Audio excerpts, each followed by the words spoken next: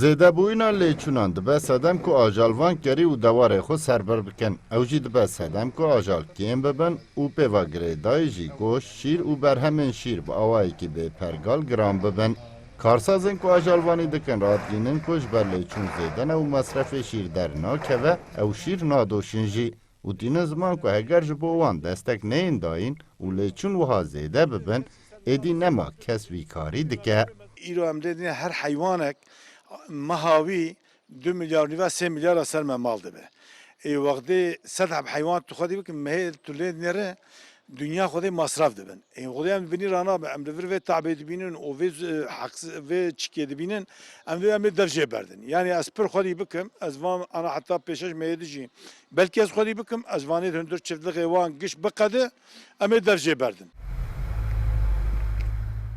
لوی ناوندا پشهسازی که جودکاری و آجالوانی لیته کرن تقریبا هفته سازی هنه. ین کل ناف سازی نه دبیجن حتی نها نیوی وان سازیان جبر لیچون زیده بونه هاتنه گرتن. ین مانه جی دبیجن اگر به وی رنگی بردوان بکن امیجیش میسوگاری چارنوسا وان بردوان بکن.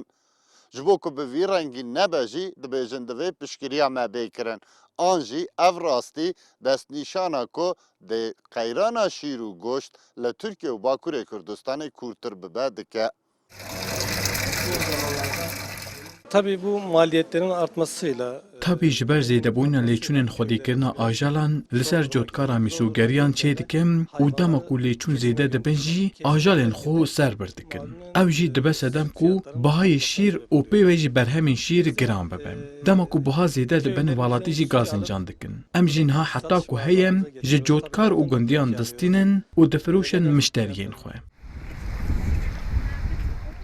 Rêveberên saziyên cotkar û ajalvanan tînin ziman ku bi îthalatê ji derva goşt û şîr anînê çareserî nabe û divê polîtîkayên nû yên ku hilberîn berdewam bike bên sazkirin da ku civak bi ber rewşên metirsîdar ve neçe.